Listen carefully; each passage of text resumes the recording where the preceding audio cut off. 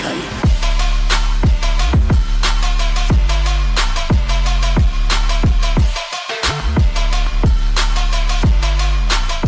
Lumipat naman tayo sa itaas ng dungeon habang makikita natin ang patuloy na paghabol ng mga assassin sa kanila ni Elle at ni Piero. Subalit hindi nila ang mga ito mahanap, kaya pasigaw na nasabi ng isang assassin na hanapin nila ang mga maliliit na mga dagang ito. Sa ibang parte naman ng dungeon ay makikita natin ang nakadikit na charm ni Piero para gumawa ng isang ilusyon sa paligid, kung saan habang kasama niya sa loob si Elle na ngayon ay nasa malubhang kondisyon. Natanong nito kung gaano pa kaya niya ito katagal mapapanatili bago sila ay kanilang mahanap. Kanya namang natanong habang napupuno ng dugo si Elle sa kanyang katawan at nag-aagaw buhay, kung siya ba ay tunay na maayos lang. Bumalik muna tayo ng bahagya sa istorya bago ng pangyayari habang napapasabi ang mga assassin na wala na silang may mapupuntahan kaya ang mga ito ay kanilang kaagad na hulihin. Ngunit bago pa man sila makalapit ay makikita natin ang pagsabog ng kanilang mga katawan sa maraming piraso dahil sa ipinalabas ni Elle na malakas niyang skill na fire arrow. Dahil naman nagagawang maharang ni Piero ang mga pagpapaulan ng pag-atake sa kanya ng kanilang mga kalaban. Pag-alit na nasabi ng isang assassin kung ano ang kanilang ginagawa dahil ang batang ito ay hindi naman marunong sa pakikipaglaban, kaya napatanong si Piero kung ano ang sinasabi nila tungkol sa kanya.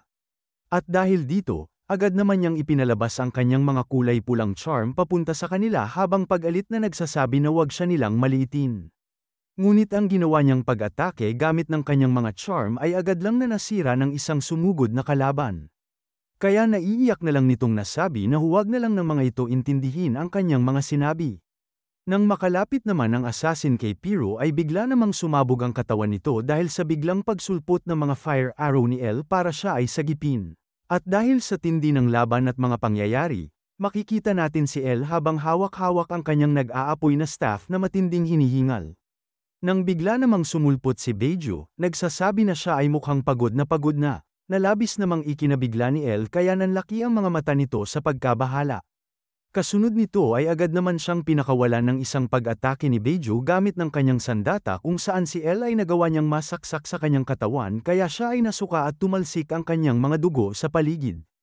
At dahil sa kaganapan, napasigaw naman si Piero kay Elle dahil sa labis na pag-aalala.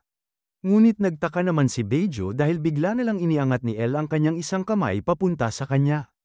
Habang makikita naman natin ang labis na pagkainis sa mukha ni Elle ay bigla na lang lumiwanag ang suot nitong bracelet. Kung saan ito ay nagpalabas ng isang malaking apoy na siyang naglikha ng malaki at malakas na pagsabog sa paligid na umabot pa sa mga assassin. Nagawa namang tumakas ni Beidou gamit ng kanyang skill na teleport kaya nasabi niya na mas lalo lang na pinapatagal ni Elle ang kanyang pagdurusa. Nang bigla namang nanlaki ang kanyang mga mata. Ito ay dahil sa saglit na oras na yun ay bigla na lang naglaho si Elle sa kawalan. Napasabi naman si Ralph na siya ay iniinis niya at natanong kung inaakala ba nito na siya ay kanyang mahuhuli ng ganoon na lamang, na sinagot naman ni Beidou na ito ay maayos lang naman. Kung saan habang hawak-hawak niya ang kanyang sandata na nagpapalabas ng kulay lilang aura, may masama ng ngiti nitong nasabi na ito ay dahil naitanim na niya ang kanyang pangil. May makikita naman tayo na biglang pagsuka ng dugo sa sahig. Ito ay galing kay Elle na malubha ang lagay dahil sa natamo nitong sugat, kaya natanong ni Piero kung maayos lang ba ang kanyang lagay. Nang bigla naman siyang nagulat dahil napansin nito na ang sinukang dugo ni Elle ay tumunaw sa sahig, kaya pasigaw nitong natanong kung ano ito at kung ito ba ay isang lason. Habang patuloy namang tumatakbo si Ralph at Beidou sa isang lagusan, nasabi ni Beidou na si Elle ay mayroon na lamang natitirang 40 minuto kaya hindi na siya magtatagal. At habang angat-angat nito ang kanyang sandata, nasabi niya na ito ay dahil sa kanyang skill na venom. At ito ay isang nakamamatay na lason na kumukuha ng buhay ng isang tao nang may matinding sakit na nararamdaman gamit lamang ng isang pagsaksak. Kaya hindi na niya magagawang makapunta sa malayo. Kung saan si Ralph ay natahimik at nagpatuloy lang sa pagtakbo. Nang maabot naman nila ang isang parte ng dungeon na mayroong dalawang lagusan ay agad na pumasok si Beidou sa kaliwa habang nagsasabi na sila ay humiwalay na dito, kaya siguraduhin nilang mahahanap nila si Elle. Pumunta naman tayo kay Elle habang labis na hinihingal at napupuno ng dugo ang kanyang mukha. Kung saan habang akay-akay siya ni Piero habang sila ay nagpapatuloy sa isang lagusan. Nasabi ni Piero na hindi niya inaasahan na ito ay magiging ganito kaproblemado kaya dapat ay hindi na lang siya nanghingi sa kanila ng tulong. Kaya nakayuko at malungkot naman siyang nanghingi ng patawad. Subalit nasabi naman ni Elle na hindi niya ito alintana dahil hindi niya naman ito kasalanan, dagdag pa nito na kung hindi niya malalampasan ang skill na ito ay mamamatay din naman siya di kalaunan. Naisip naman nito na si Beidou ay mayroong sandata na mayroong skill na teleport at ito ay tunay sa pagkakataong ito at hindi lang isang gimmick tulad ng paghaharap nito sa kambal na assassin. Nasabi niya naman na siya na ang bahala kay Beidou kaya gawin na lang ni Piro ang kanyang bagay. Nang bigla namang naagaw ang atensyon ni Piro sa kanyang nakikita. Kung saan dahil sa kanyang nakikitang bagay, nasabi niya na ito ay para sa kisame. Ito ay dahil ang nasa kanilang harapan ay isang aparato na magbubukas ng kisame. Nasabi naman ni Piro na kung magagawa niyang malutas itong puzzle, ang mana ay dadaloy dito at mag-a-activate sa aparato. Kaya agad niya naman itong sinimulang lutasin habang nagsasabi na maghintay lang si Elle dahil ito ay kanyang mamadaliin. Agad namang inayos ni Piro ang mga piraso ng puzzle para ito ay magkatugma. Kaya habang nasa loob naman si Elle ng illusion charm ni Piro, naghihingalo nitong nasabi na hindi niya kinakailangang magmadali. Ito ay dahil mayroon din siyang mga bagay na kinakailangang gawin. Kung saan bigla niya na lang sinuot ang kanyang item na penetration monocle at kaagad na ginamit. Na siyang kaagad naman na nagpakita sa kanya ng daloy ng mga mana sa loob ng dungeon. Lumipat naman tayo sa isang lagusan habang makikita natin ang mga assassin ng Kaniya Merchant Union na mabilis na tumatakbo kasama si Ralph habang siya ay nagsasabi na wala silang gagawin kung mahanap man nila si Elle dahil siya mismo ang papatay sa kanya. Ngunit natanong naman ng isang assassin kung bakit nila susundin ang kanyang mga utos. Naikinainis naman ni Ralph kaya siya ay napalingon at nagsabi na kung sila ay mayroong reklamo ay sabihin nila ito sa kanilang leader. Nang may bigla na lang sumulpot na isang maliwanag na ilaw sa kanilang harapan, na siya namang labis na ikinagulat ni Ralph kaya natanong niya kung ano itong bagay. Ito naman ay ang skill ni Elle na Fire Arrow na mayroong telekinesis na siyang umiikot at nagpapatuloy sa mga lagusan. Na siyang agad naman na tumama sa isang assassin kaya agad na nabutas at nahati ang katawan nito sa dalawa. Napasabi naman si Ralph na hindi ito posible dahil hindi niya makita ang mga pag-atake kaya natanong niya kung saan kaya ito nanggagaling. Habang bigla namang natamaan ang isa pang assassin ng pabalik-balik na fire arrow ni Elle, naisip nito kung hindi ba ito gamit ng kanyang penetration monocle. At may labis na pagkabahala at hindi mapaniwalaan niyang natanong kung nagagawa niya bang matamaan ang lahat ng mga nasa loob ng pasilidad gamit lamang nito. Nang bigla namang may sumulpot na isang fire arrow sa kanyang harapan na labis naman niyang ikinabahala, ngunit bago pa man ito tuluyang tumama sa kanya ay bigla na lang itong nawala sa ere na labis naman ni Ralph na ikinatakot. Mapapansin naman natin ang biglang pagkawala ng iba pang mga fire arrow ni Elle at biglang paghinto ng kanyang mga pag-atake sa loob ng dungeon. Kaya lumipat naman tayo pabalik kay Piro kung saan napasigaw siya na ito ay tapos na, dahil nagawa din itong matapos ang puzzle. Kaya agad naman siyang napalingon kay Elle at nasabi na ang mana ay dadaloy na din sa wakas. Na siya namang naging totoo kaya ang mga tubo sa aparato ay kaagad na napuno ng enerhiya, kaya napasabi si Piro na maghintay na lang sila ng saglit. Subalit napansin nito na si Elle ay hindi na tumutugon sa kanyang mga katanungan. Kaya nababahala naman siyang napalingon at napasigaw sa kanya na siya ay gumising. Nang bigla namang nabasag ang core ng mana. Kung saan kasabay nito ay mayroong napansin si Piro na kakaiba kaya napatanong siya kung ano ang problema dito at kung ang mana ba ay bigla na lang naputol.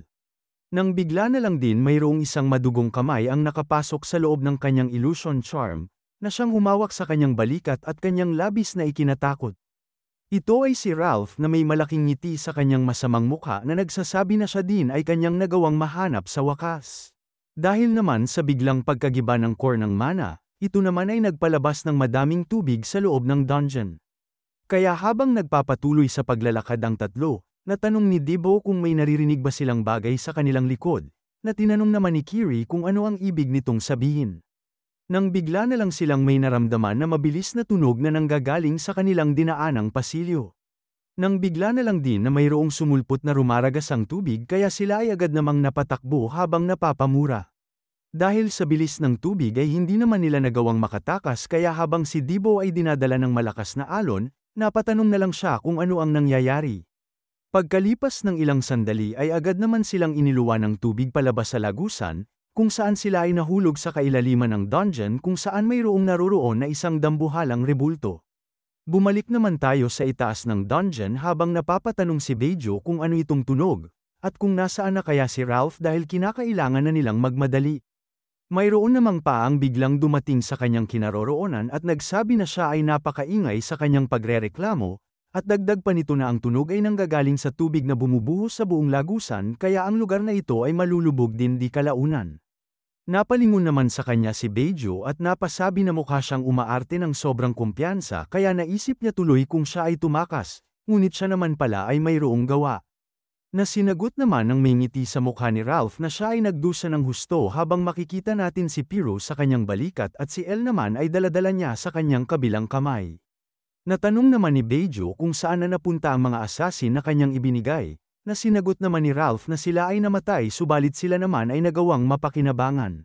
Kung saan natanong naman ni Beijo kung silang lahat ba ay namatay, kaya natanong din siya ni Ralph kung bakit, at nag-aalala ba siya tungkol sa mga ito. Dagdag pa ni Ralph habang napapatitig sa kanya na dahil natapos na nito ang kanyang trabaho ay tapusin na muna nila ang huling bayad at ibibigay niya sa kanya si El.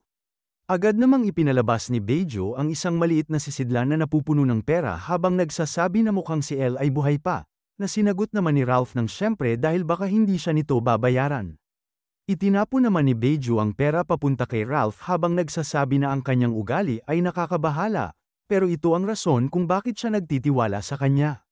Dagdag pa nito na gaya ng kanilang pinag-usapan, ibinigay nito ang 100 meso gaya ng kanyang pinangako. Kaya agad din na itinapon ni Ralph si El at Piro papunta sa kanya habang nagsasabi na kunin na niya ang mga ito. Kaya agad namang ipinalabas ni Beijo ang kanyang sandata, kung saan habang ito ay kanyang daladala at siya ay naglalakad papalapit sa katawan ni El. Nasabi niya na ito ay nakakalungkot na kanyang pagtatapos pagkatapos nitong gawin ang lahat ng mga bagay sa Kaniya Merchant Union. Bigla naman siyang napasabi na itong lahat ay para sa Black Magician, ngunit agad niya itong binawi at nasabi na itong lahat ay para sa kanyang pinagsisilbihan na si Evoke. Agad niya namang pinagsasaksak si El na siyang nagpatalsik ng dugo sa paligid. At habang siya ay nagpapatuloy sa kanyang pag-aatake ay naisip naman nito na sa wakas ay nagawa din niya ang kanyang layunin. Nang bigla na lang nanlaki ang kanyang mga mata dahil sa napansin nitong kulay asul na usok. Kung saan ang kanyang pinagsasaksak ay isa pala sa mga assassin na ginamitan lang ng illusion charm kaya napamura naman si Beijo at napatanong kung ano ito. Nang bigla namang sumulpot sa kanyang harapan si Ralph habang angat-angat ang kanyang kamao at may ngiting nagsasabi ng salitang surprise. Kaya nababahala namang napasabi si Beijo na si Ralph ay isang bastardo. Nang tuluyang makalapit si Ralph ay agad naman siyang nagpalabas ng isang napakalakas na pagsuntok, ngunit nagawang makatakas ni Beijo gamit ng kanyang skill na teleport papunta sa likuran nito habang napapasabi na hindi siya dapat nagtiwala sa isang bastardo na kagaya niya. Nang bigla namang mayroong sumulpot na fire arrow sa kanyang tabi na kanya namang nagawang maiwasan. Subalit hindi pa dito nagtatapos dahil maraming bilang ng fire arrow ang pinaulan sa kanya. Ngunit nagawa naman ito na makapag-teleport sa mga bato sa paligid para ito ay isa-isa niyang mailagan. Habang patuloy namang umiilag si Beijo, naisip nito na mayroon ng sapat na oras ang dumaan para kumalat ang lason sa katawan ni El kaya kinakailangan na lang nitong kumpirmahin ang kanyang bangkay. Nang bigla naman siyang nabahala dahil sa napapansin nitong papalapit na pag-atake galing sa isang lagusan. Kung saan ito ay nagpakawala ng skill nitong umiikot na apoy na tinatawag na revolver, subalit nagawa namang muli na makaiwas ni Beijo at nagpasalamat dahil ibinigay nito ang kanyang lokasyon sa kanya. Kaya agad naman siyang sumugod dito ngunit bigla naman tayong may makikitang pagkasunog ng isang charm, na siyang naging dahilan ng biglang pagsulpot ni El at ni Piro habang sakay-sakay sa isang ulap sa likuran ni Beijo. Habang patuloy na nakasakay sa ulap ay makikita naman natin ang paghahanda ni El ng kanyang ipapalabas na fire arrow gamit ng kanyang nag-aapoy na staff. At dahil napapansin ni Beijo na nagagawa pa rin itong makagamit ng skill, napatanong naman siya kung papaano siyang maayos lang. Nang bigla namang nanlaki ang kanyang mga mata sa pagkabahala. Ito ay dahil sa malakas na fire arrow na kaagad namang ipinalabas ni El papunta sa kanya. Kung saan ang ito ay tumama ay naglikha ito ng napakalakas na pagsabog. At dahil sa lakas nito ay napatakip naman si Ralph ng kanyang mukha habang napapasabi na huwag siyang magpasobra. Habang nakasakay naman sa ulap ang dalawa, napaisip si El na ito ay mahirap kesa sa kanyang inaasahan.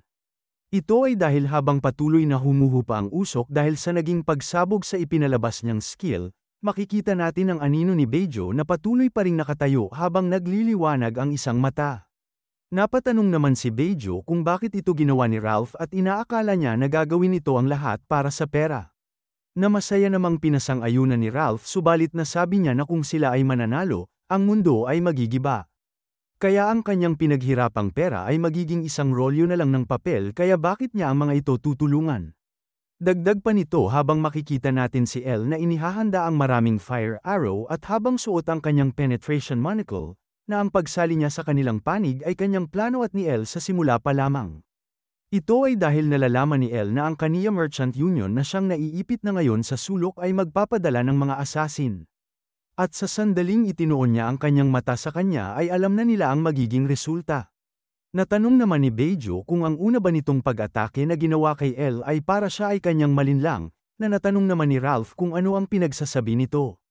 Dagdag pa nito kung alam ba niya ang kanyang pinagsasabi, ito ay dahil siya ay ang pinakamagaling na healer sa mundo ng Maple. At ito ay isang simpleng sugat lamang na nanggaling sa kanya kung saan agad niya namang ginamitan si Elle ng skill niyang heal sa sandaling ito ay kanyang masuntok. Bigla namang nag-iba ang mukha ni Piro dahil sa pagmamayabang nito, nagsasabi na kung tinutuon niya ang pag-atake kay Elle ay marahil malaki na ang nakuha nitong pinsala. Habang nagpapalabas ng malaking ngiti sa kanyang mukha, nasabi naman ni Ralph na salamat sa kanya, nakakuha siya kaagad ng 100 milyon sa ganitong paraan at si Beijo ngayon ay mag-isa na lamang. Ngunit agad namang ipinalabas ni Beijo ang kanyang kapangyarihan habang napapatitig ng masama kay Ralph. Nang bigla na lang niyang iniba ang kanyang tindig at siya ay kaagad na napalibutan ng kulay lilang aura, kung saan nasabi nito na sisiguraduhin niya na pagsisisihan niya ito. Bumalik naman tayo sa ilalim ng dungeon habang makikita natin ang paglapit ni Debo kay Kiri na ngayon ay walang malay sa ilalim ng tubig. Ngunit nang kanya naman itong maabot ay agad niya itong hinawakan, na siyang nagbigay namang muli ng buhay kay Kiri dahil siya ay agad na nagising. Napaahon naman sila sa napupunong tubig sa ilalim ng dungeon kung saan nasilayan nila ang isang malaking rebulto na mayroong hawak na dambuhalang espada. Kasunod nito ay ang pag-ahon din ni Miner habang napapatanong kung ano ang nangyayari. Nasinagot naman ni Ralph na kahit ano pa man ang rason, sila ngayon ay nasa hindi mabuting sitwasyon. Ito ay dahil ang mga tubig ay patuloy lang na bumubuhos sa lahat ng mga lagusan, at hindi na aabot ng 30 minuto bago ang lugar na ito ay mapuno ng tubig hanggang sa pinakatuktok. Kaya habang nakatingala, nababahala namang nasabi ni Kiri na sila ay may 30 minuto na lamang. Dagdag pa nito na gaya ng kanyang inaasahan, wala nang ibang paraan para sila ay makatakas kundi sa kisameng ito. Subalit naisip ni Kiri na dahil sinira nito ang pinagkukunan ng enerhiya ng dungeon, wala na ngayong paraan para sila ay makabukas pa ng isang lagusan. Nang bigla namang naagaw ang atensyon ni Miner kaya siya ay napalingon at napatingin sa kanyang likuran. Nang bigla namang mayroong sumabog sa tubig malapit sa kanyang kinaroroonan. Kaya habang napapatakip siya ng kanyang mata, natanong ni Debo kung ano na naman ito ngayon. Nang bigla namang nanlaki ang kanyang mga mata nang ito ay kanyang mabuksan dahil sa kanyang nakikita. Ito ay dahil ang rebulto ay nakaangat na ngayon ng kanyang kamay habang hawak ang kanyang sandata. Kasabay nito ay ang pagliliwanag ng kanyang mga mata. Kung saan habang makikita natin na angat-angat nito ang kanyang dambuhalang espada para magpalabas ng isang malakas na pag-atake, nababahalang natanong ni Debo kung ang bagay ba na ito ay bigla na lang gumalaw.